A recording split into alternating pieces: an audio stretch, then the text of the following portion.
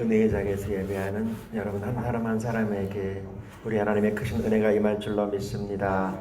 여러분들을 축복합니다. 하나님께서 우리 예배 가운데 임하시는 주님의 음성을 들으실 수 있기를 소원합니다. 오늘 하나님께서 저와 여러분에게 주시는 말씀이 있습니다.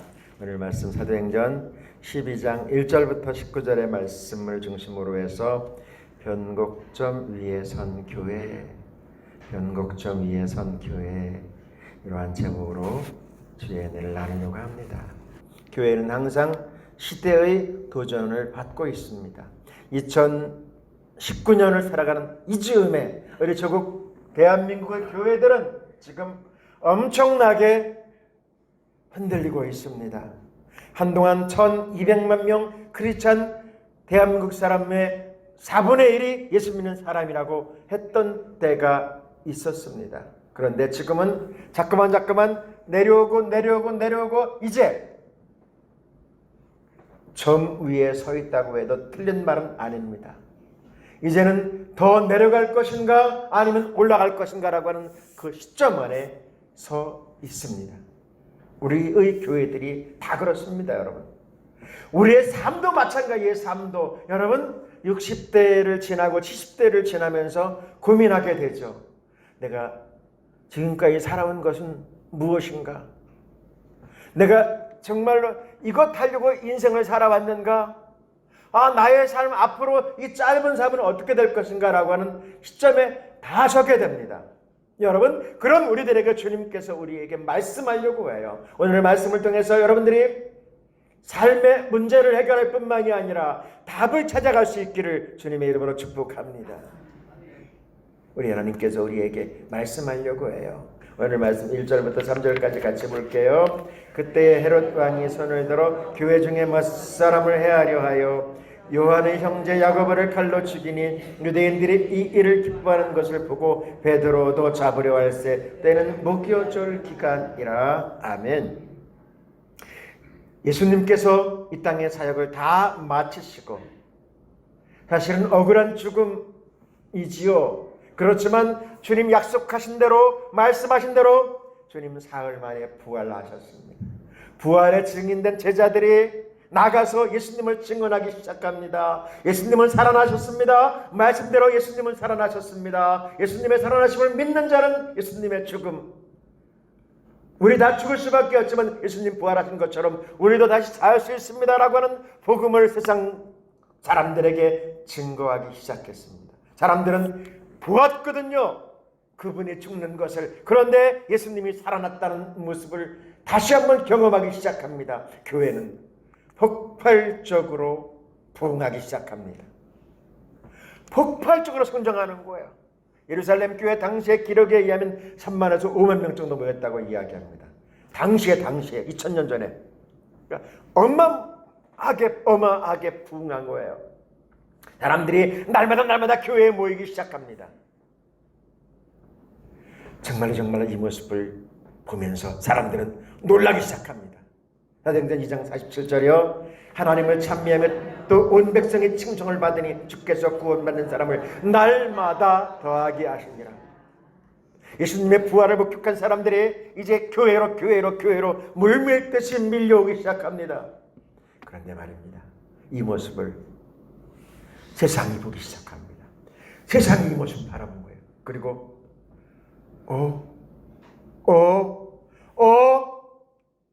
그러면 세상에 권세 있는 사람들, 제도권 안에 있는 사람들, 정치인들이 두려워하기 시작합니다. 저렇게 모이면 안 되는데 혹시 저들이 힘으로 제압하려고 하는 것은 아닌가? 사람이 사람을 모아서 우리를 무너뜨리면 어떻게 하지? 세상은 교회에 모이는 모습을 바라보면서 두려워하기 시작합니다. 그리고 그 배후에 악한 영이 반격하기 시작합니다. 악한 영들이 교회에 그 성장하는 모습을 바라보면서 반격을 준비하고 반격을 시작합니다. 영적인 전쟁이 시작된 거예요. 그리고 그 일환으로 특별히 이제 유대 공동체 안에 있는 서기관과 바리새인들 그룹이 제일 처음에 타켓으로 잡은 사람이 우리가 잘 아는 대로 스데반이라고 하는 교회의 공동체 가운데 한 집사를 공격해서 공회 앞에서 돌로 저를 죽게 합니다.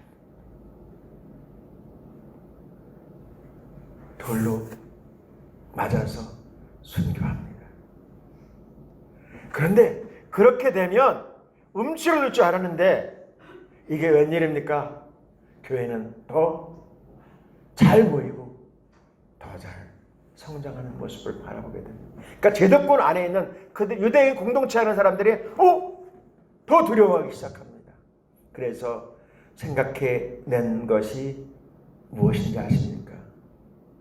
바로 오늘 말씀 안에서 우리에게 알려줬던 것 보겠습니다. 사도행전 4장 1절부터 3절이요.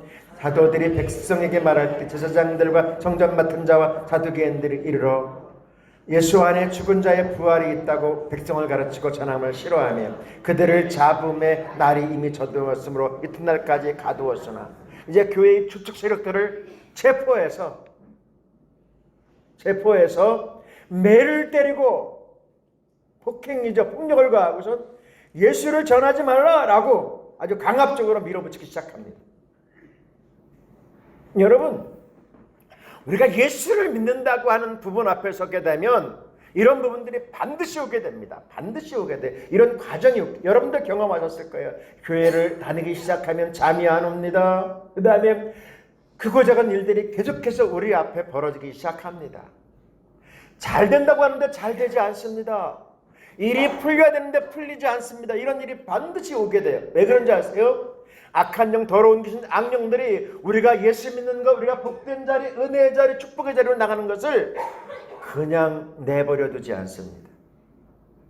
내버려 두지 않아요. 왜냐하면 자기 편인 줄 알았는데 어느 날 갑자기 예수님 편으로 돌아선 이 모습 바라보니까 저들이 어떻게 해요? 공격하는 거예요. 여러분들이 예수를 믿고 살아가는 과정 가운데서 특별히 어떨 때요? 좋은 일이 있을 때 반드시 이런 일이 있습니다. 반드시 이런 일이 있어요. 응답의 역사가 나타날 때, 축복이 우리 눈앞에 다가올 때 어떤 일이 있어요? 누가 먼저 알을까요? 어두운 영, 악한 영, 더러운 귀신, 악령들이 먼저 알고 우리가 복받는 것, 우리가 성공하는 길로 나가는 것을 반드시 회방합니다. 여러분, 이런 것들 어떻게 해야 될까요? 분별할 수 있기를 소원합니다. 혹시 여러분 앞에 어둠이 확 깔려 있다고 한다면 이 어둠이 지나면 빛이 옵니다. 이길 수 있기를 소원합니다. 삶의 여정을 지나다 보면 도전, 그리고 풍랑, 그리고 이겨야 될 엄청난 위기 앞에 설 때가 참 많이 있습니다. 성도 여러분, 그러한 때가 어떤 때인지 아십니까? 하나님이 가장 가까이에서 우리를 향하여서 커다란 역사를 시작한 때인 줄로 믿습니다. 교회는 위기 앞에 서게 됩니다. 도전 앞에 서게 됩니다. 올라갈 것인가 내려갈 것인가 선 위에 서서 위태한 상황 가운데 있게 됩니다. 성도 여러분, 그럴 때마다 우리는 하나님께서 어떻게 하셔야 되는지, 우리를 향한 하나님의 계획이 어디에 있는지를 보아야 할 줄로 믿습니다. 사단의 도구로 쓰임받는 사람이 있습니다.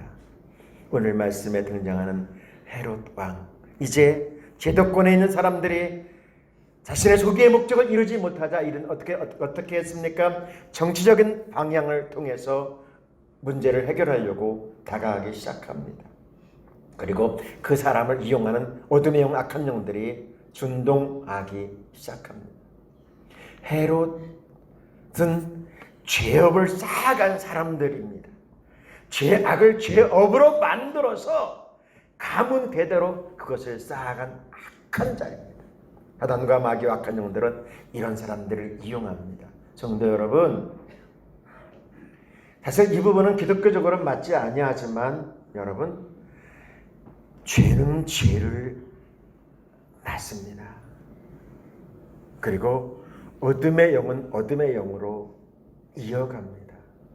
귀신은 귀신으로 이어가는 것을 보게 됩니다. 그건 분명한 사실이니까요. 신약 성경 안에 등장하는 헤롯이라고 하는 사람은 5명 정도 등장합니다. 그 중에서 중요한 사람들, 마태복음 2장 예수님 탄생할 때의 헤롯 왕이 있습니다. 예루살렘 부근의 2살 아래의 모든 생명들을 죽게 한 악한 사람의 대명사이지요.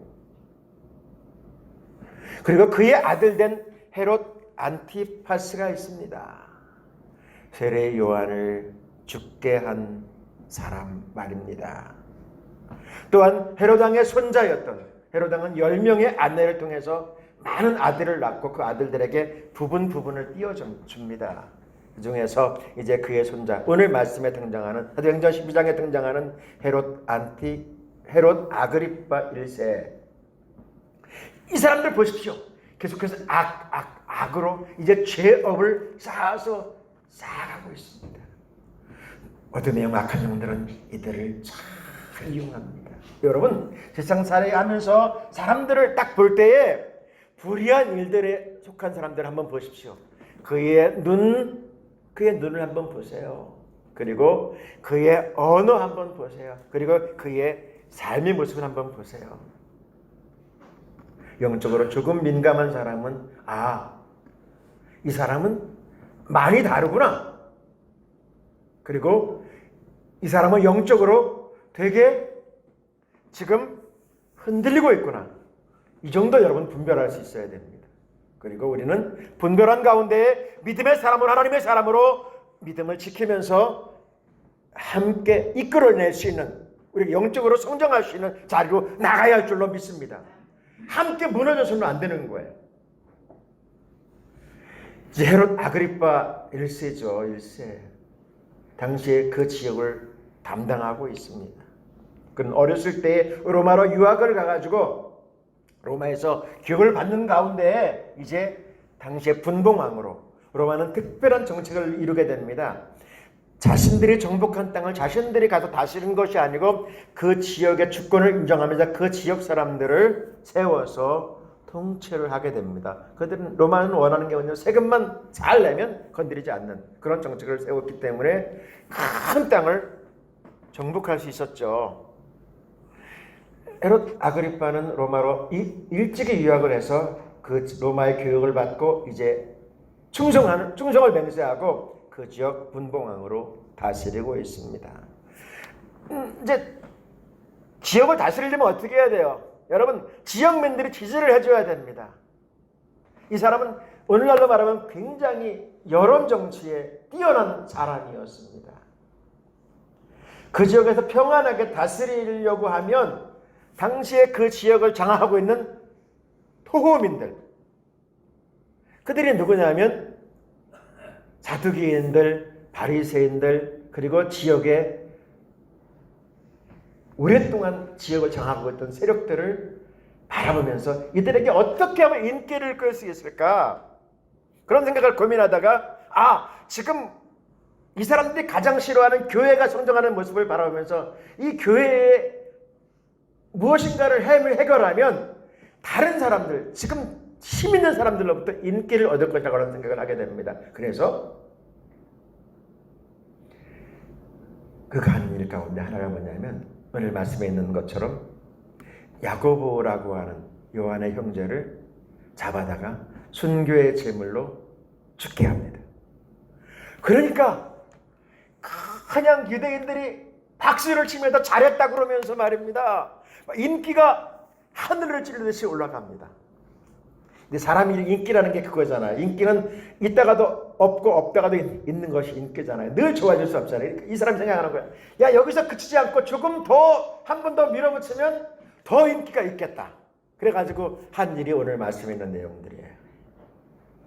반대로 교회는 어떻습니까? 엄청난 위기 앞에 서게 됩니다. 이제 스데반이 죽고 이제 교회는 세계 선교의 사명을 감당하기 위해서 나름대로의 조직을 하게 됩니다. 그리고 교회 조직 가운데 예루살렘 교회를 중심으로 맡은 사람이 베드로가 아니고 이제 요한의 형제였던 야고보가 교회의 중심에 서서 이렇게 맡게 됩니다. 그리고 다른 중심에 있는 사람들은 위기가 오는 것을 알잖아요. 이제 그러니까 이렇게 나름대로 역할을 감당하기 시작합니다. 그 가운데서 교회의 오늘날로 말하면 담임이죠.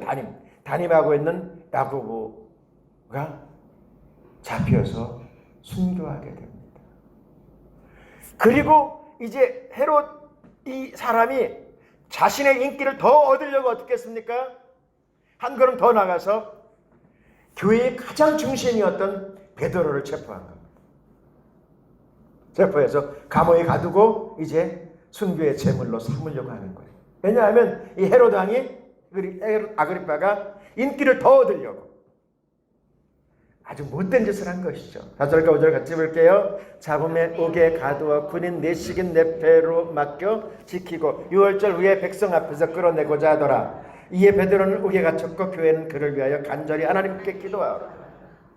이제 교회의 가장 중심 인물이 감옥에 갇혔어요. 그리고 이제 6월절이 지나면 저는 헤롯 아그리빠가 공포한 대로 죽게 됩니다.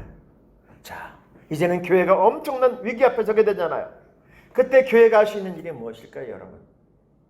할 수 있는 일이 뭘까요? 여러 가지 있겠죠. 교회가 사람이 많으니까 용맹한 사람들 모아가지고 특공대를 조직해서 감옥을 부시고 베드로를 구출하는 일. 첫 번째. 그죠? 그렇게 할 수 있어요. 왜냐하면 교회는 사람 많아요, 지금. 5만 명이 모였다고 한다면 여기에 여러분 다양한 사람들이 모였을 거 아니에요. 그렇게 할 수 있을까요? 할 수 있습니다. 맘만 먹으면 할 수 있어요. 맘만 먹으면. 두 번째. 교회는 돈도 많습니다, 지금. 5만 명이 모였으니까. 돈을 잔뜩 모아가지고 다 매수를 해서 꺼내오는 방법. 이게 가능할까요? 충분히 가능합니다, 여러분. 혹시 중국에 가보셨습니까? 만리장성. 외적의 침입을 막으려고 만리장성을 쫙 쌌습니다. 그런데 여러분 놀라운 사실 하나가 있습니다. 외적들이 그 만리장성을 깨부수고 공성전을 해서 무너뜨리고 쳐들어온 적은 한 번도 없습니다. 한 번도 없습니다. 한 번도 없이 언제나 그 문 활짝 열린 문으로 쳐들어와서 중국을 무너뜨리고 왕조가 바뀌었어요. 어떻게 해요? 오기 전에 문을 지키는 사람에게 뇌물을 잔뜩 줘가지고 이들은 문을 활짝 열고 다 맞아들인 거야. 그런 것처럼 지금 감옥에 갇혀있는 베드로 빼는 방법 두 번째 뭐예요? 돈을 잔뜩 모아서 뇌물을 줘서 빼내는 방법 있습니다. 그죠? 있어요. 충분히 가능합니다. 그런데 어떻게 했어요? 그런 방법 쓰지 않았습니다. 또 방법이 있겠죠. 사람들 잔뜩 모아가지고 특공대가 필요 없어. 잔뜩 모여가지고 그냥 감옥으로 돌격해가지고 감옥 문을 부수고 꺼내는 방법도 있습니다. 뭐 요즘 폭력, 시위 그런 거 많지 않습니까? 근데 교회는 그렇게 하지 않았습니다.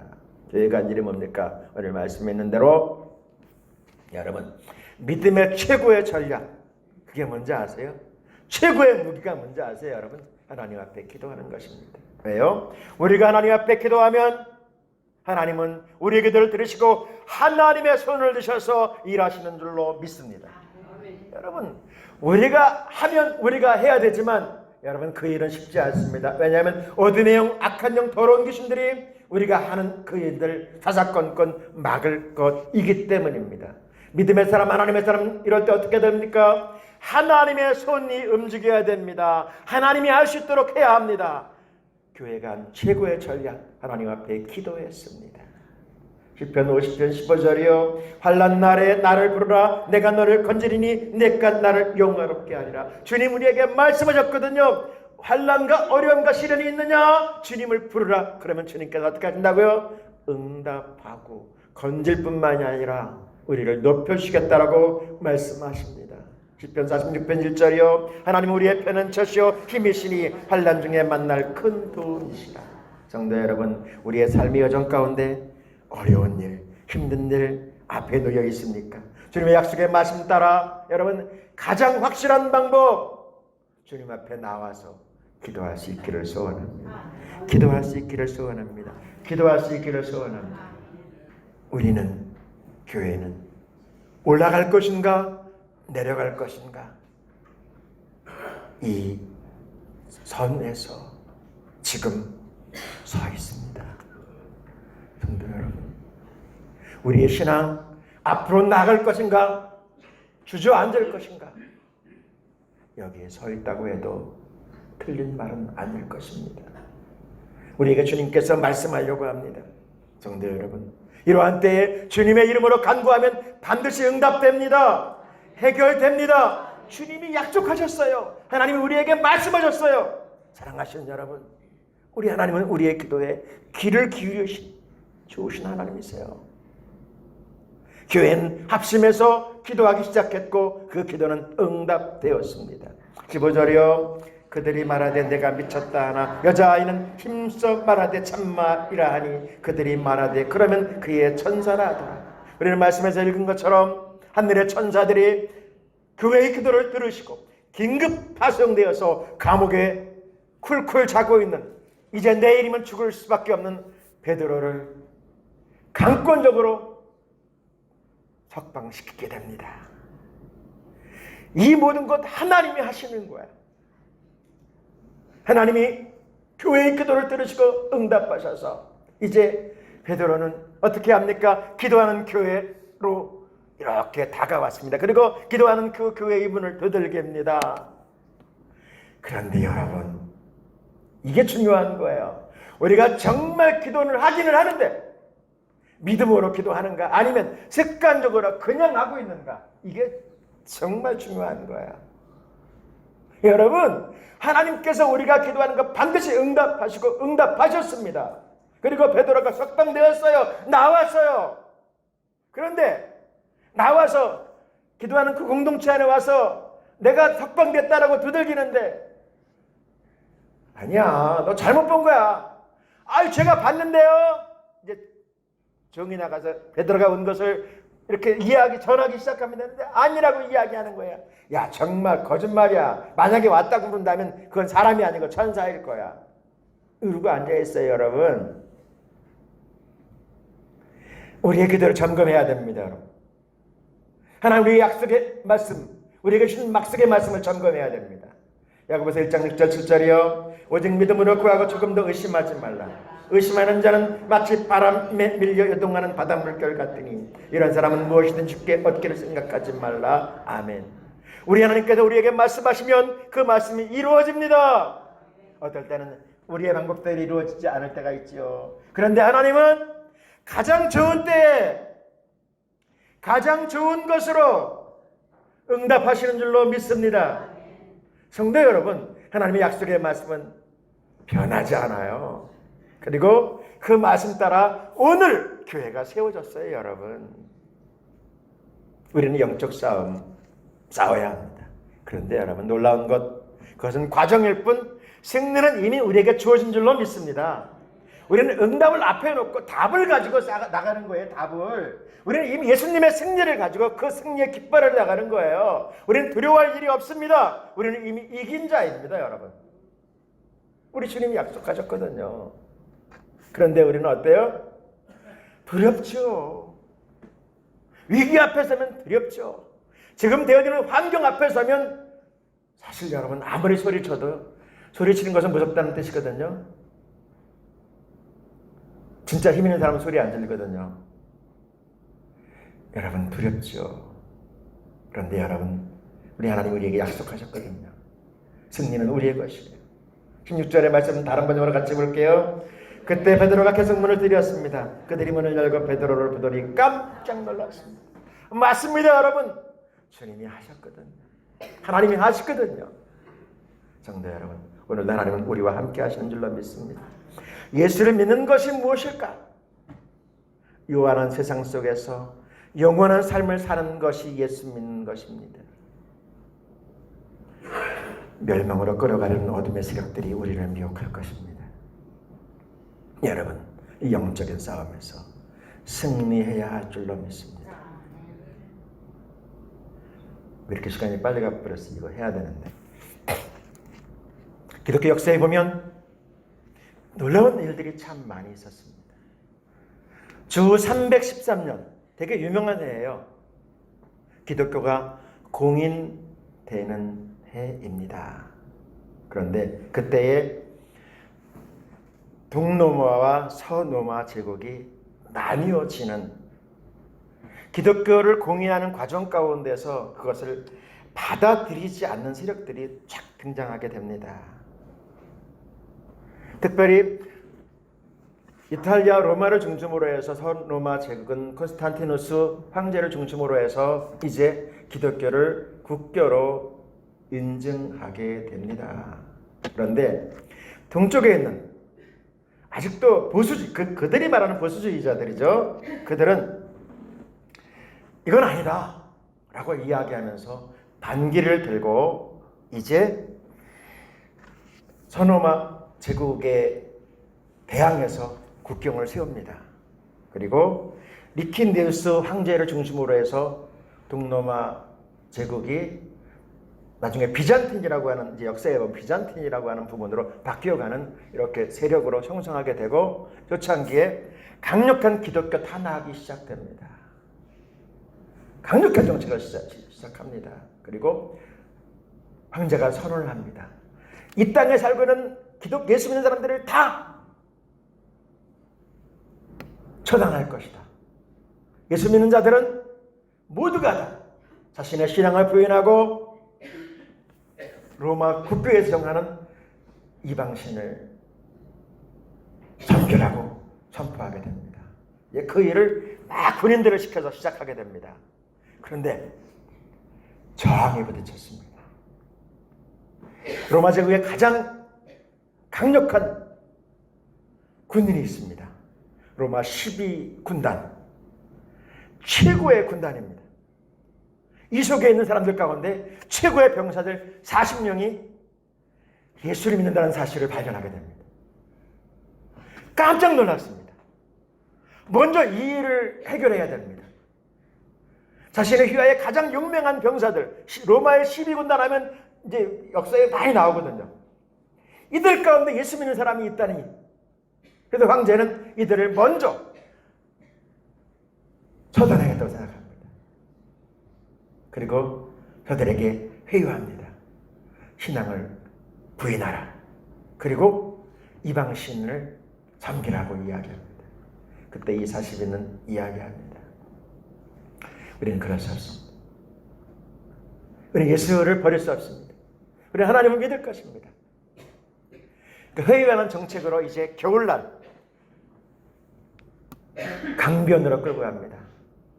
강변에 얼음이 꽝꽝 얼은 그 강변에 구멍을 40개를 뚫고 벌거벗겨서 그들을 그 얼음 구덩이로 집어넣습니다. 그 옆에는 따뜻한 물을 끓이고 목욕물을 끓이고 그다음에 이방신을 섬길 수 있는 그 우상을 채워놓고선 이야기합니다. 간단하다. 그냥 이 순간 한 번 예수 안 믿는다고 이야기하고 저 이방신에게 한 번 절하고 그냥 따뜻한 물에 목욕하고 그냥 원대 복귀하라. 너무 쉬운 거예요. 한 번. 그러면 살려준다. 과거를 묻지 않는다. 그런데 이들은 그곳에서 기도하기 시작합니다. 하나님, 우리 40인은 하늘의 면류관을 버리지 않을 것입니다. 그리고 이 신앙을 지킬 것입니다. 열심히 전쟁하면서 기도하기 시작합니다. 하루, 이틀, 사흘. 정말 그 사용을 집행하는 사람들이 질려버렸습니다. 그리고 살릴 수 있는 방법으로 계속해서 회유하기 시작합니다. 이 사용을 집행하는 집행관이 자신의 부하 장병들을 부하를 죽이고 싶지 않아서 계속해서 야 그냥 한 번이다 한 번 내가 한 번만 그냥 하고 여기 도장 한번 찍어 그러면 끝이야. 그런데 그들은 끝까지